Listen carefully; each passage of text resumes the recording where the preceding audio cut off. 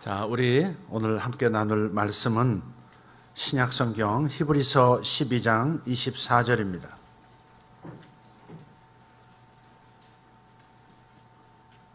함께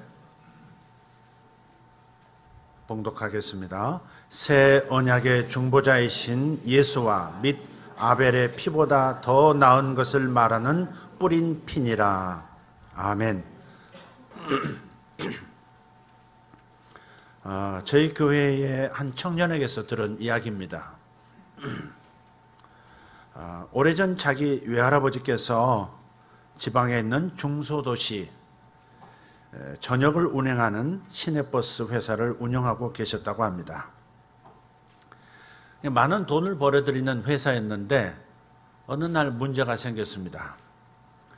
나중에 알게 된 일이지만 밑에 있던 중역 세 사람이 외할아버지 몰래 음모를 꾸미고 외할아버지의 회사를 차지한 겁니다. 그들은 고의적인 자동차 사고를 유발해서 오너를 코너에 몰고 결국 외할아버지는 사주로서의 위치에서 내려오게 되셨다는 겁니다. 그런데 이상한 일이 생겼습니다.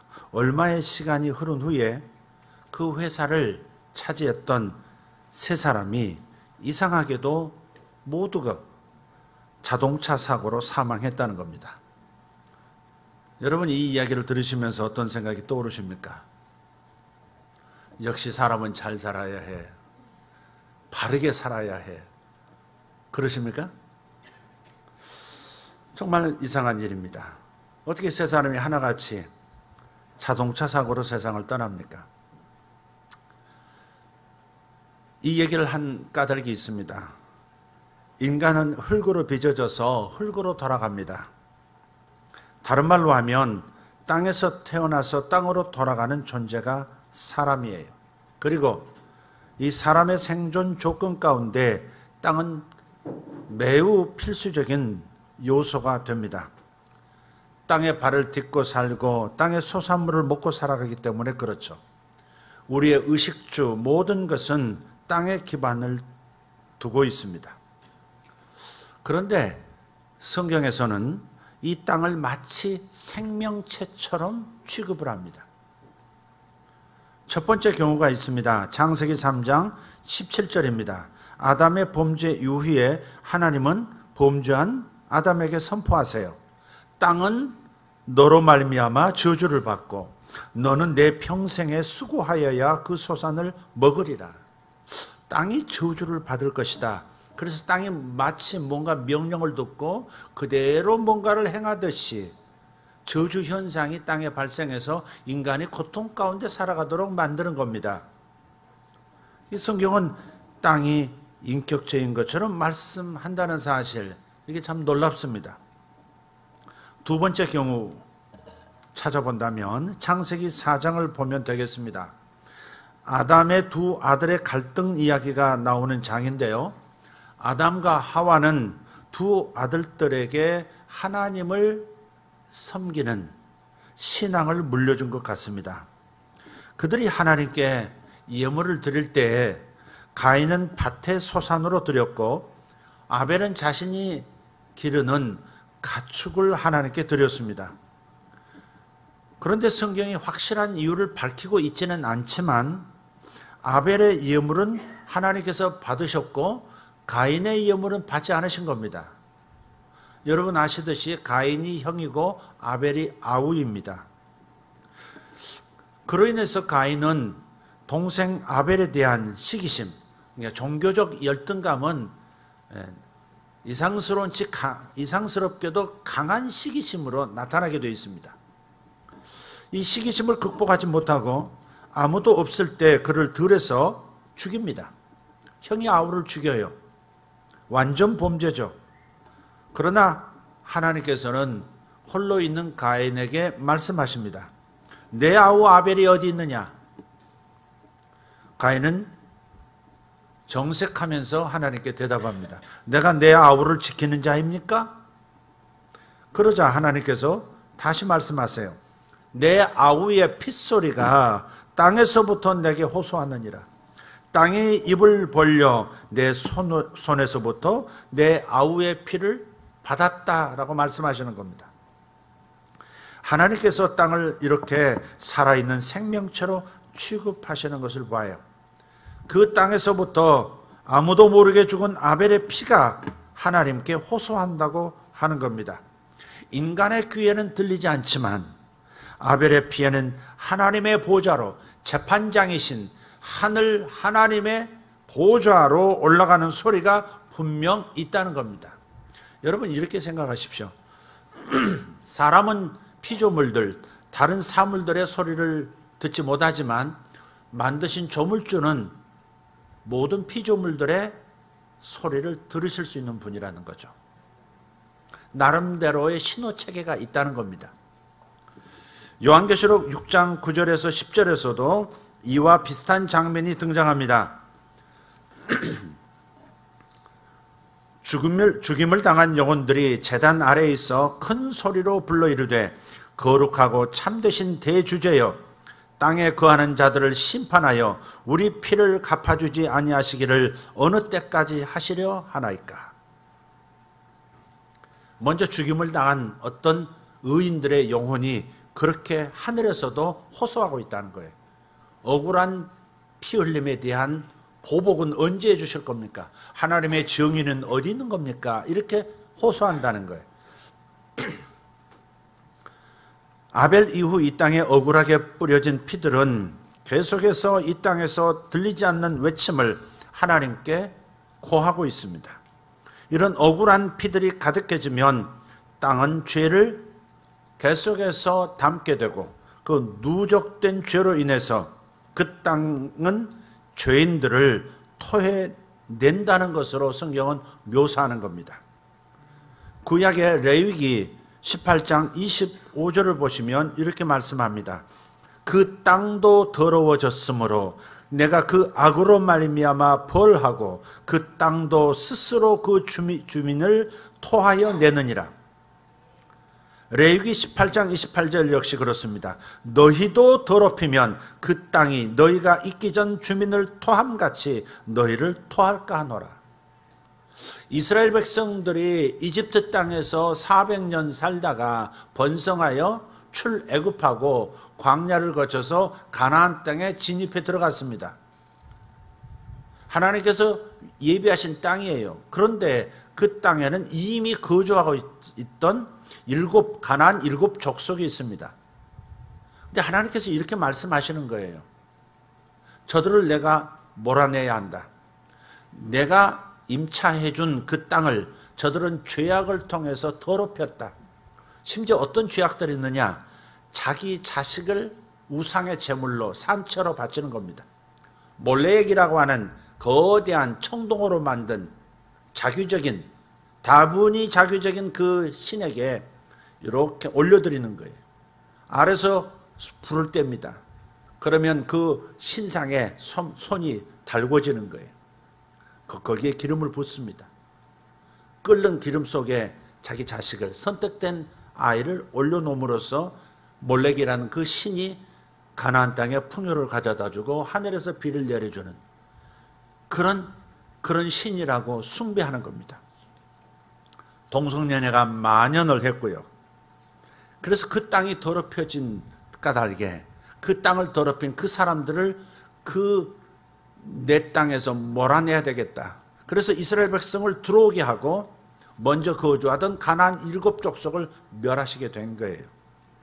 땅의 주인은 하나님이신 줄 믿습니다. 그래서 땅 주인이 내 집을 더럽힌다면 다른 사람을 살게 하겠다. 결정할 권한이 있는 겁니다.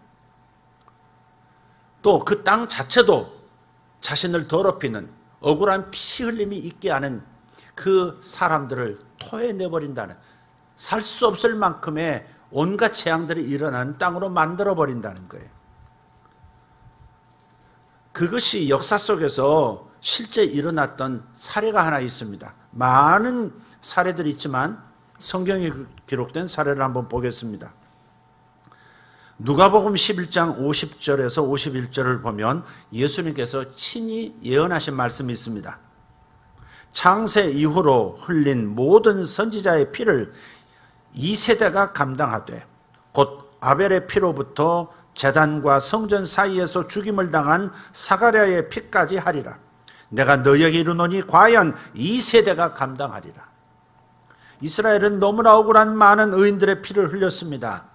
하나님의 사람들의 피를 흘렸어요. 그래서 하나님께서는 정의를 선포하십니다.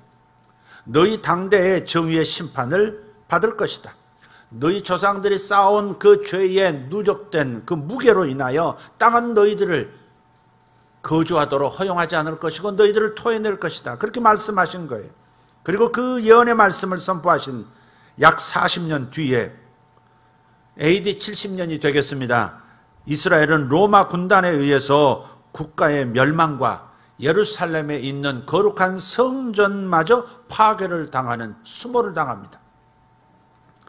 아까 머릿말에서 드렸던 한 시내버스 회사에서 벌어졌던 억울한 사주의 이야기처럼 우리의 땅에는 이런 억울한 사람들의 피가 가득하지는 않습니까?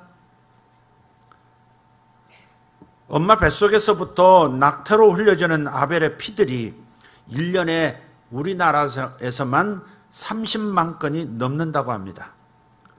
영문도 모른 채 어두운 방 안에서, 그것도 어머니의 뱃속에서 죽어가면서 흘리는 아벨들의 피가 가득 차게 되면 이 땅은 결국 거민을 토해내게 됩니다.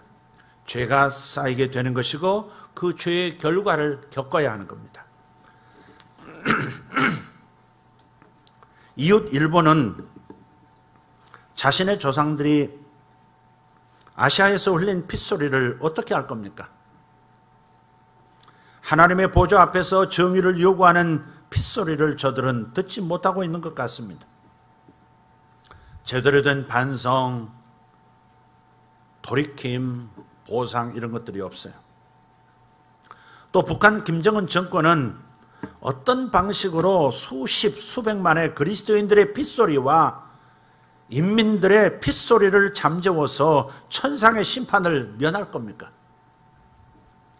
아벨의 피는 분노와 원망 그리고 억울함을 호소합니다. 이 땅에서 부르짖는 아벨의 핏소리가 가득 차면 그 분노와 증오는 또 다른 아벨의 피를 부르게 되는 악순환을 가져오게 되는 겁니다. 복수해달라고 복수해달라고.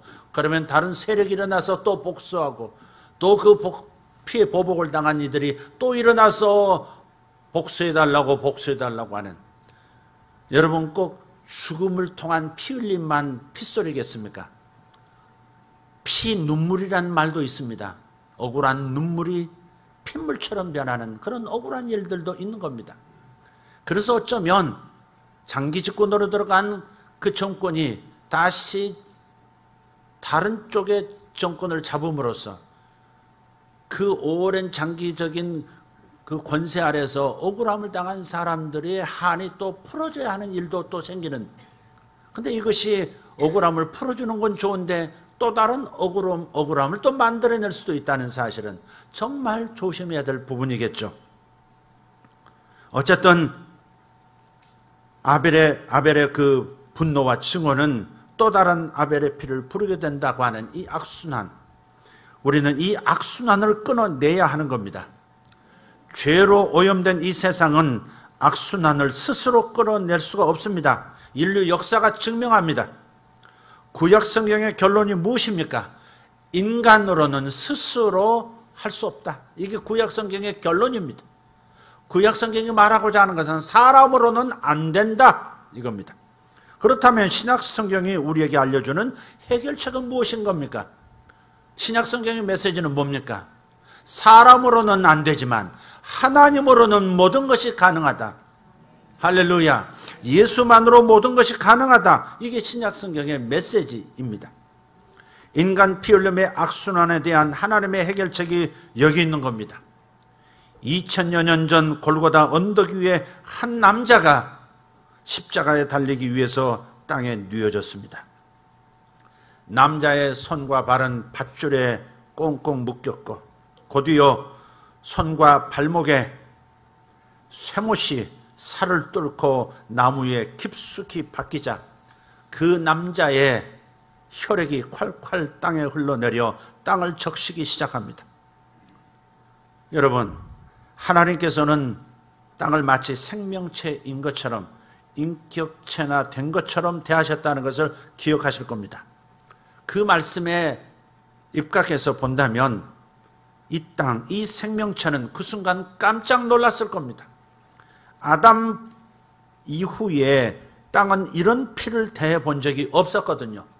수많은 피가 이 땅을 적셨지만 지금 갈보리 산상에서 2000년 전에 십자가에서 흘리는 그 피는 전혀 다른 피라는 사실을 땅은 알게 되었거든요. 이 땅이 존재하기 시작한 이래 수천 년간 수많은 분노와 증오의 피만이 땅에 흘려졌습니다. 그런데 이 남자의 피는 오히려 모든 분노를 잠재우고 원망과 증오를 삭히는 피였으니 땅이 화들짝 놀랄 수밖에 없는 겁니다. 그래서 우리 주 예수 그리스도의 피는 용서를 가져오는 피요, 화해를 가져오는 피요, 생명을 공급하는 피가 되는 겁니다. 이 피를 히브리서 12장 24절, 오늘 본문에서는 새 언약의 중보자이신 예수 및 아벨의 피보다 더 나은 것을 말하는 뿌린 피라고 묘사합니다. 아벨의 피도 하나님의 보좌를 향해서 말을 하고 있지만 그 피는 억울함을 호소하는 피, 분노와 보복을 구하는 피였습니다. 그러나 우리 주 예수님의 피는 내가 대신 죽겠다, 그러한 희생의 피요, 용서의 피요, 화해의 피요, 죽음을 요구하지 않고 생명을 오히려 내주는 그러한 피라는 사실입니다. 그래서 아벨들의 피보다 더 낫게 말하는 피라고 하는 겁니다. 이 세상은 우리 주 예수님의 흘려주신 생명의 피를 믿음으로 사용하는 제사장들을 기다리고 있는 겁니다. 적어도 나 자신을 위한 제사장 노릇을 내 스스로 할 수 있어야 합니다. 내 실수, 내 죄악, 과거의 기억 속에 묻어버렸지만 그렇게 애써 덮고 있지만은 뾰족한 송곳이 주머니를 뚫고 나오듯 가끔 나의 양심을 괴롭히면서 뛰쳐나오곤 하는 겁니다. 그럴 때 내 양심에 들려오는 소리가 있습니다. 억울한 사람의 핏소리가 들리는 겁니다. 나 때문에 겪었을 수많은 사람들의 억울한 눈물이 기억나는 겁니다. 그럴 때 여러분 어떻게 하시겠습니까? 그 소리가 하나님 보좌를 향해서 올라간다면, 그렇다면 나의 인생, 앞으로의 인생은 뭘로 보장할 겁니까? 그래서 우리가 왕같은 제사장으로서 나를 용서하시고 나를 불러주신 예수 그리스도의 내게 주신 그 권세를 따라서 나는 나 자신에게 사역을 해야 하는 겁니다. 아벨의 피가 내 속에서, 내 삶 속에서 하나님께 호소하지만, 그러나 예수의 피가 더 하나님 보좌를 향하여, 재판정을 향하여 나를 변호하는 목소리가 훨씬 낫게 말하는 목소리다. 바로 나의 그 죄 때문에 예수님이 대신 죽으셨다, 예수님이 대신 희생을 당하셨다. 예수의 핏소리가 하늘 법정에서 더 훨씬 낫게 나를 변호한다.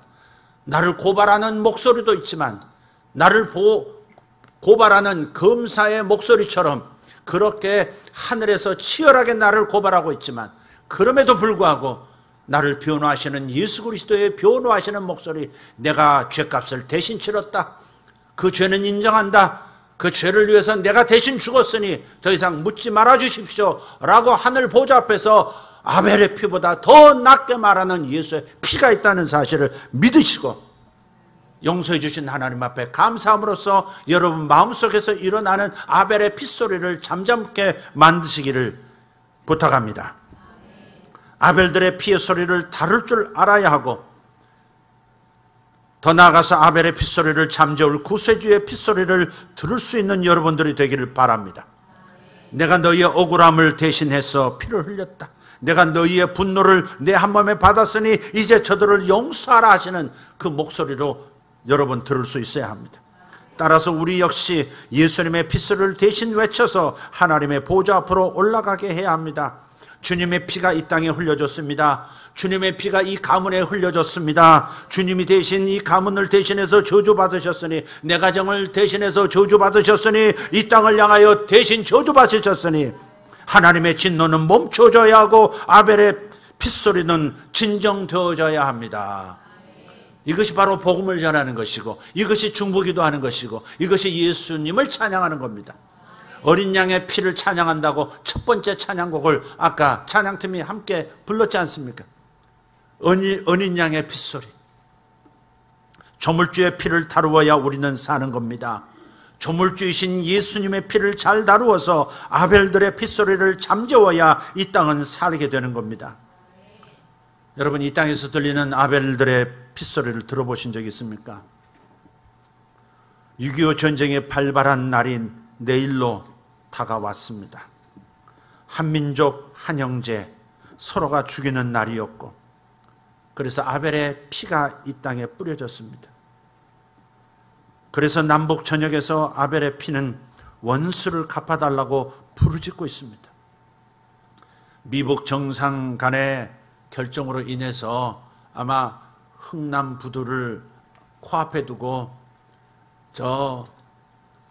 그 계곡에서 포위당한 채, 중공군에게 포위당하고 인민군에게 포위당한 채 얼어 죽어갔던 미군들의 유해, 그 유해 6,000구가 이제는 다시 미국으로 송환되는 그런 계약을 맺었다고 하지 않습니까? 그곳에서 얼마나 수많은 피들이 하늘을 향해서 호소했겠습니까? 나의 이 억울한 죽음을 보시옵소서. 낯선 땅에 와서 죽어가는 이 피의 소리를 언제나 갚으시렵니까? 그러니 북한이 잘 될 리가 있겠습니까? 그 핏소리가 있는데 북한이 잘 될 리가 있겠습니까? 기후가 맞춰줍니까? 무언들 맞춰줍니까? 정치가 맞춰줍니까? 경제가 맞춰줍니까? 또 간접 참가국을 포함해서 21개국의 유엔 연합군이 이 땅에 들어와 이들의 피도 뿌려졌고, 북한을 도운 중공군과 소련군의 피도 이 땅 전역에 뿌려졌습니다. 지난 세기 아벨의 피는 하늘과 서로를 향해 부르짖으며 원수 갚기를 충동해 왔습니다. 이 피의 부르짖음은 영계의 하늘에서 실제요 현실입니다. 그래서 이 피의 부르짖음을 해결하지 못하면 이 땅은 지속적으로 저주의 악순환을 나타낼 겁니다. 우리 하나님께서 세우신 신약 제사장들, 즉 교회는 기억하고 행동해야 합니다. 아벨의 피의 부르짖음은 오직 예수님의 피만이 책임지고 해결할 수 있음을 믿어야 합니다. 먼저 예수님의 피는 죄인인 인간을 하나님과 화목하게 합니다. 또 용서받은 인간들을 서로 화목하게 만드는 능력이 있습니다. 예수의 피에는 생명이 있습니다. 생명은 생명 현상을 나타내는 거예요. 우리가 예수님을 믿는다고 하면 예수께서 흘려주신 피를 믿는다는 것을 포함하는 겁니다. 예수의 피는 지금도 살아있는 피요 생명입니다. 그래서 우리의 영혼을 살리고 살아난 우리 영혼들이 서로를 용서하면서 서로 관계를 살려내는 관계로 발전하도록 만들어주고 있는 거예요. 예수의 피는 능력이 있는 줄 믿습니다. 사탄은 아벨들의 피의 호소로 이 땅들이 망하기를 원하고 있어요. 그래서 우리가 무지한 상태로 있기를 소원하는 겁니다. 아벨들의 핏소리를 못 듣게 만드는 것이고, 왜 우리가 망하는지, 왜 재앙이 있는지, 왜 우리나라가 이리 어려운지, 북한은 왜 저렇게 살 수밖에 없는지 알 수 없도록 만드는 것이 사탄의 계략입니다. 말씀에 대한 지식의 부재는 심각한 일을 초래하죠. 그래서 호세아 선지자는 자신의 책 호세아 4장 6절에서 이렇게 탄식합니다. 내 백성이 지식이 없으므로 망하는도다. 내 백성이 지식이 없으므로 망한다. 망하는데 왜 망하느냐? 몰라서 망한다. 뭘 몰라서 망하느냐? 저들의 조상이 흘린 피의 누적, 자신이 흘린 피의 기억들이 끊임없이 이 땅에 모든 좋지 않은 일들을 불러일으키고 있다는, 하나님의 축복을 가로막고 있다는 사실, 이것을 모르도록 만드는 바로 이 무직 가운데 백성이 있으면 왜 어려운 일을 당하는지 모른 채 어려운 일을 당하고 살아간다는 겁니다. 그래서 아는 것이 중요한 거예요. 성경을 아는 것이 중요한 겁니다. 아벨의 피가 누적되면 땅에 거하는 사람들에게 재앙이 나타난다는 것을 사탄은 감추고 싶어 합니다.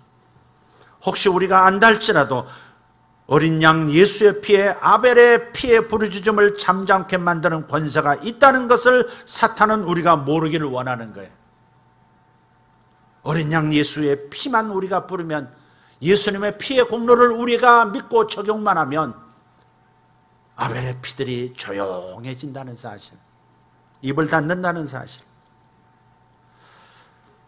그러나 우리는 피를 다루는 제사장으로서 어린 양 예수님의 피로 사탄의 일을 무력화해야 하겠습니다. 어린 양의 보혈을 믿고 말하시면 됩니다. 간단합니다.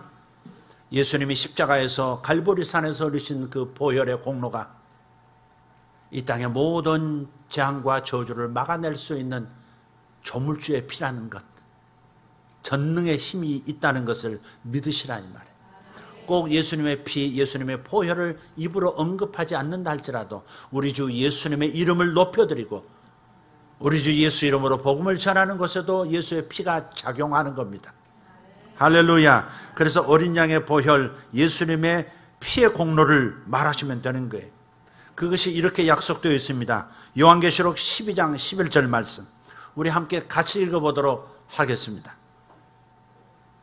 또 우리 형제들이 어린 양의 피와 자기들이 증언하는 말씀으로써 그를 이겼으니 그들은 죽기까지 자기들의 생명을 아끼지 아니하였도다. 아멘. 그렇기 때문에 이제 이 땅의 그리스도인이 아벨보다 낫게 말하는 예수의 뿌린 피를 믿고 또한 선포해야 하는 겁니다. 여기 12장 11절에 그렇게 말씀하잖아요. 우리가 사탄을 이기는 방법, 사탄의 모든 계략과 사탄의 모든 작용을 극복하는 방법은 어린 양의 피에 있다고. 갈보리에서 흘리신 예수님의 피, 용서하시는 피, 그 피를 선포하는 데 있다고 말씀하고 있는 겁니다. 어린 양의 피와 증거하는 말씀으로 이긴다 그랬어요. 증거하는 말씀이 뭐예요? 우리가 증거하는 말씀이 뭡니까? 주 예수를 믿으라는 말씀 아닙니까? 사람으로는 안 된다. 스스로 너를 구원할 수 없다. 내 노력으로 내가 율법의 요구를 이룰 수가 없다. 하나님 앞에 의인됨의 수준으로 네가 올라갈 수가 없다. 하나님 앞에 설 수 있는 완벽한 의의 자격은 예수님의 의를 대신 던지는 방법, 이 방법 외에는 없다. 그렇게 말씀하잖아요. 바로 그것이죠. 그래서 우리가 예수 그리스도의 피를 증언할 때에 주 예수를 믿으시면 당신의 죄가 사해질 겁니다. 주 예수를 믿으십시오. 당신 가정과 당신이 구원받게 될 것입니다. 그래서 인간의 영혼들을 예수의 피로 구원시키고 또 저들에게 속한 모든 가정과 사업과 모든 살아가는 환경 속에 예수의 피를 선포하고 예수님의 공로를 선포할 때 저들은 더 풍성한 삶으로 들어가게 되는 것이죠. 그러므로 예수님의 용서하시는 피가 한반도를 덮고 있음을 선포하십시다. 이제 새로운 일을 우리가 몸부림치면서 해보고 있는 중이에요. 안 가본 길을 가보고 있는 겁니다. 지금 이런 방식으로 남과 북이 화해하고 또 전진할 수 있는 길을 이런 방식으로 열리라고 하는 생각을 잘 못했습니다. 그러나 하나님께서 하시는 일을 우리는 정말 모릅니다. 아까 기도자의 올려드린 기도처럼 사람의 생각 이상의 계획을 하나님께서 하고 계신다. 그래서 더 완벽한 방향으로 하나님 이끌어 가시리라 믿습니다. 우리가 원하는 방식이 아니라 하나님이 원하시는 방식으로 하나님이 원하시는 때에 하나님께서 원하시는 결과물을 만들어내실 것이고 그래서 하나님만 영광 받으실 줄 믿습니다. 그래서 어느 나라의 생각이 무엇이냐 중요하지만 더 중요한 것은 하나님이 어떤 계획을 가지고 계시느냐 하는 것입니다.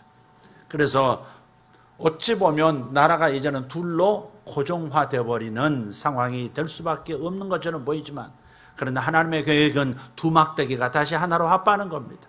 두 민족이 하나로 합하는 겁니다.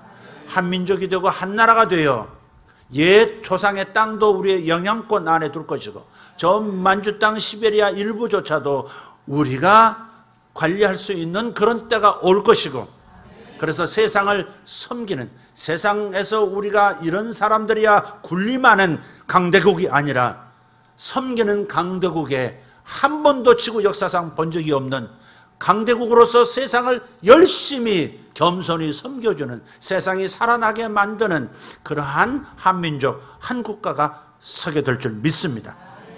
그러나 우리가 이러한 피해 부르짖음을 잠재워야만 이 축복을 우리가 누릴 수가 있으니 우리는 부지런히 예수의 복음을 전해야 할 것이고, 예수 그리스도의 십자가의 공로를 선포해야 할 것이고, 예수의 피가 한반도를 덮고 있는 것을 봐야 할 것이고, 이웃나라 일본의 그 조상적부터 내려온 충분히 해결하지 못한 그 죄에 대해서도 우리가 예수의 보혈을 뿌림으로써, 예수의 보혈이 덮여있음을 믿고 선포해 줌으로써 일본도 저주가 임하지 않고 재앙이 임하지 않도록 우리가 보호해 줘야 할 제사장 나라의 책무가 있는 줄 믿습니다. 저 중국을 향해서도 마찬가지, 러시아를 향해서도 마찬가지. 저들이 이 땅에서 흘린 피가 적지가 않습니다. 우리 민족을 향한 피 흘림이 적지가 않아요. 그래도 우리는 이제는 이 악순환을 끊어야 하기 때문에 예수의 피를 적용해서 저들도 용서하고 하나님의 용서가 저들에게 나타나고 화해와 연합의 역사가 있도록 축복해야 할 줄 믿습니다. 하나님께서 역사하실 줄 믿습니다. 예수의 피는 살아있고 예수의 피는 우리가 선포하는 곳마다 역사하셔서 회복의 역사를 일으켜 주실 걸 믿습니다. 기도하겠습니다. 하나님 감사합니다. 사람으로서 할 수 없는 일을 하나님은 하시는 분이심을 믿습니다. 아버지 하나님, 한 인간으로 조물주께서 오셔서 죄 없는 피, 하나님의 피를 흘리시는 아이디어를 사람은 도저히 생각해낼 수가 없습니다. 인류가 죄에서 구원받고 영원한 생명을 얻을 수 있는, 에덴으로 다시 복귀할 수 있는 방법, 하나님이 이 땅에 오셔서 대신 죽어주시고 피 흘리시는 이 엄청난 천상의 지혜를 누가 알 수 있었겠습니까? 아버지 하나님 감사합니다. 우리는 시간이 갈수록 예수님의 희생을 생각하면 너무 감사하고 감격할 따름입니다. 예수님을 통해서 나타난, 그 희생을 통해서 나타난 아버지 하나님의 나를 향한 사랑, 그 못 말릴 사랑 때문에 우리는 날마다 눈물을 흘리고 감격할 수밖에 없습니다. 그리고 하나님, 우리도 일어서서 남을 용서할 수 있고 화해장으로 이끌 수 있는 사람이 되어 갑니다. 이 복을 주신 것을 감사합니다. 주님, 우리 민족이 예수의 피로 새롭게 되어지게 하여 주시옵소서. 용서받고 용서해주는 놀라운 연합의 역사가 일어나게 하여 주시옵소서. 갈 길이 너무 멉니다. 주님도 모르는 저 북한의 사람들, 또 이 땅의 사람들도 주님을 모르는 사람이 태반입니다. 어떻게 예수의 피를 사용하여 연합시킬지 갈 길이 너무너무 멉니다. 주님, 그러나 주님께서 함께하고 계시니 염려하지 않고 걸어가겠습니다. 주님, 역사하여 주시옵소서. 주님, 이 민족을 축복하여 주시옵소서. 이 민족을 도와주시옵소서. 내일 하나님 원한을 키우는 것이 아니라 내일 그 시간은 남북이 함께 용서하는, 그러한 주님 앞에서 용서하는 선포가 있기를 원하옵고, 하나님 크게 영광을 받아 주시옵소서. 사탄은 머리를 싸매고 도망가게 하여 주시옵소서. 예수님의 이름으로 기도하옵나이다. 아멘.